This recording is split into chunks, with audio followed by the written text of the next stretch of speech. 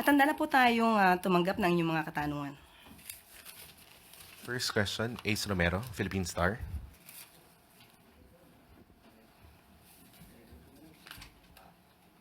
Yusek, regarding po dun sa Senate probe on the arrest of former President Duterte na nakaschedule po bukas, nabanggit po ni ES na hindi lilitaw yung ating mga opisyal bukas at sinabi naman ni Senator Marcos na yung executive privilege daw po is not blanket, meaning hindi po nito saklaw lahat at pwede naman daw pong kung sakali, kada topic naman yung pwede ninyong i-invoke yung executive privilege, hindi yung outright, hindi sisipot yung ating mga opisyal. Ano pong masasabi ng Malacanang doon? Opo, gusto lang po natin liwanagin. Sinabi po ni Senator Amy Marcos na tanggap po niya ang liham, ang letter mula sa opisina po ni Executive Secretary noong March 31 ng gabi. So as of March 31 ng ating press briefing ay wala pa pong nagiging desisyon patungkol po dito. So yan po ay liliwanagin lamang po natin. Pero yun nga, sabi po ni Senator Amy Marcos, natanggap po niya yung letter ng gabi na po ng March 31. At ayon nga po sa napagdesisyonan, alam na po ng mga cabinet members natin, ng mga cabinet officials natin, na sapat na po, sa kanilang pananaw ay sapat na po ang kanilang mga nasabi, na ibigay na facts, mga data, sa naunang hearing ni Senator Amy Marcos.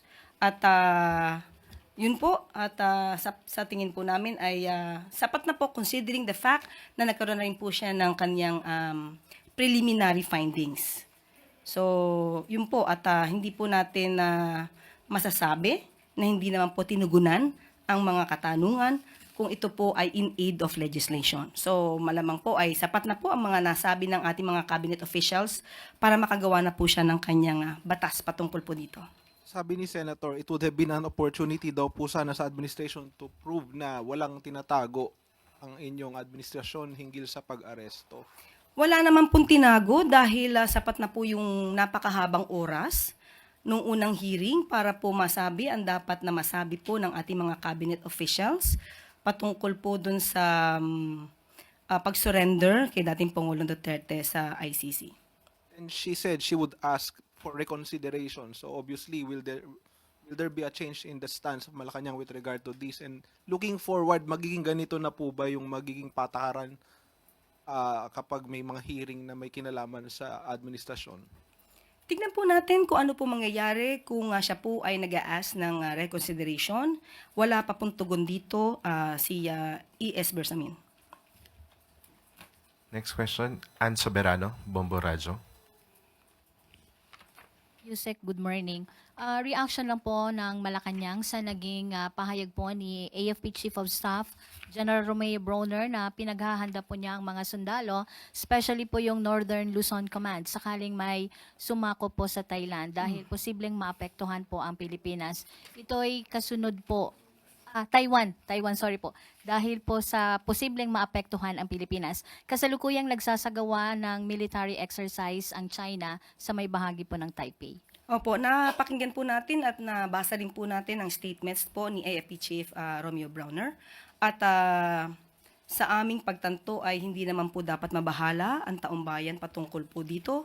Tama lamang po na magkaroon po siya ng reminder sa buong troops, pati na din po sa taong bayan na we should always be prepared in all contingencies. Yun lamang po. At kung may mga detalye pa po patungkol dito ay hahayaan na lamang po natin si Secretary Teodoro at saka si AFP General AFP Chief Romeo Brawner sumagot po dyan. Sa panig pa ng Palasyo, Ayusek, may pinag-uusapan na po ba ang mga posibleng senaryo, lalo na po't may mga Filipino din sa Taiwan?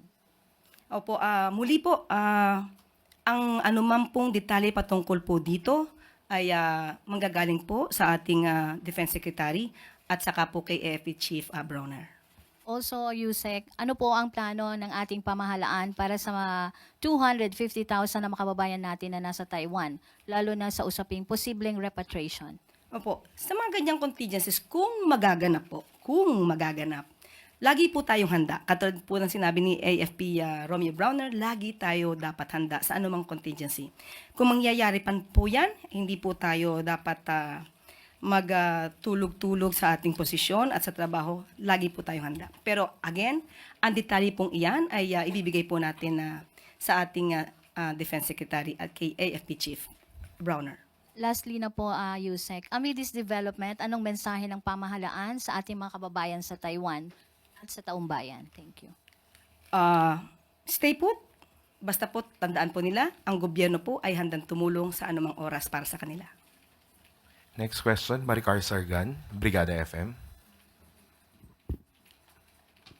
Good morning po, Yusek. Naglabas po ng travel advisory kahapon ang Chinese Embassy sa mga citizens po nila dito sa Pilipinas o yung mga nagbabalak pong pumunta dito sa bansa to conduct daw po a thorough risk assessment because aside sa binanggit nila na nagkakaroon ng increased political gatherings, they also cite na yung frequent incidents of harassment and inspection daw po sa mga Chinese citizens and businesses by our law enforcement agencies. Nakikita po ba ng palasyo na magkakaroon po ito ng blow sa ating tourism?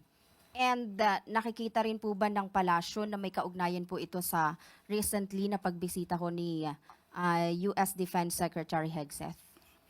Ang kanilang travel advisory ay it's just a normal consular function of China.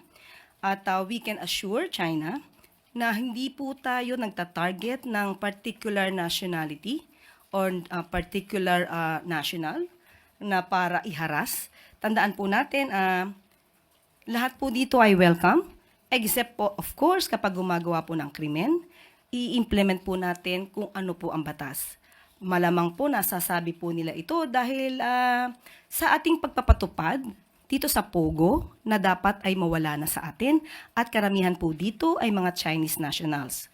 So malamang po ay isa ito sa nagiging issue po. Pero muli, ang DFA po ay open po for discussion regarding this at i-assure natin muli ang China na wala po tayong tinatarget na particular national. Clay Pardilla, PTV4. Good morning po, Yusek. Yusek, how is the government reaching out and extending help assistance to Filipinos detained in Qatar for unauthorized political protest? May mga na-release na raw po na minors, but their parents are still detained. May mga kamag-anak po ba sila roon? Okay, ayon po kay Secretary Hans Kakdak, patuloy pa rin po ang ating pakikipagtulungan sa ating mga kababayan sa Qatar.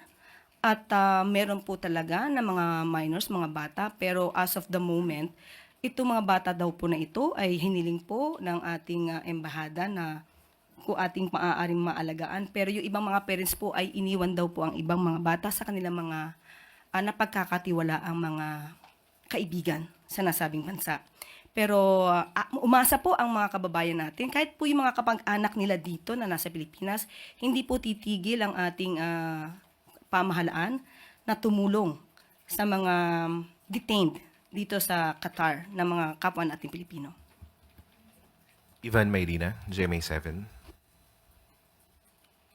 USEC, the Trade Union Congress of the Philippines is appealing to the President to push for the urgent passage of the legislated wage hike, 200 pesos, citing the dire living conditions of workers. Is this something that the President has already considered and is discussing with his cabinet? Actually, ang direktiba lamang po ng ating Pangulo ay sundin po kung ano yung nasa Labor Code at nagbigay na rin po siya ng kautusan na i-review po ng Regional Tripartite Wages and Productivity Board ang mga salary or wages ng ating mga kababayan sa bawat rehiyon. At sa kasalukuyan po, nagkaroon na po ng pag-review sa 16 na rehiyon at may mga rehiyon na rin po na nagtaas na mga sweldo.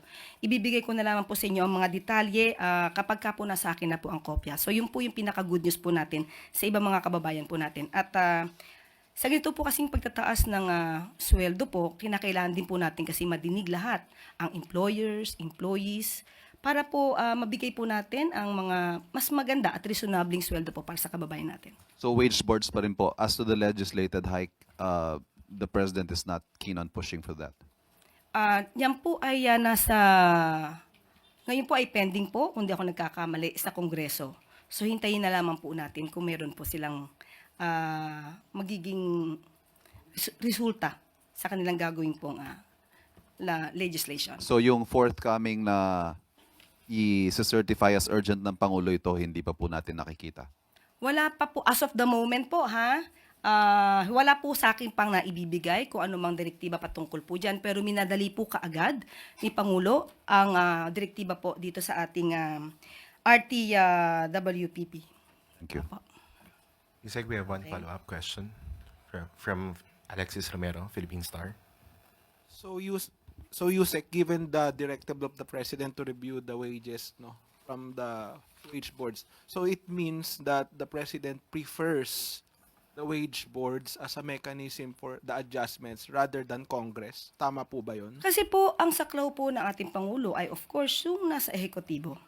Mas madali po kasi magbigay agad ng direktiba para po sa taong bayan kung ano po yung makakaginhawa sa ating mga kababayan. Sa Kongreso po, ito po ay, sa Congress po natin ilalaan ang trabaho po na ito. But in terms of preference, what the President prefers, Kung ano po ang makakabuti sa taong bayan. wage board. Kasi mas madali po kasi silang mapakiusapan, mabigyan ng direktiba. Kasi po mas pag ganun po, mas madali po natin maibibigay ang benepisyo sa ating mga kababayan. Okay, salamat po. Yusek Claire. At dito po nagtatapos ang ating briefing. Maraming salamat Malacanang Press Corps at magandang tanghali para sa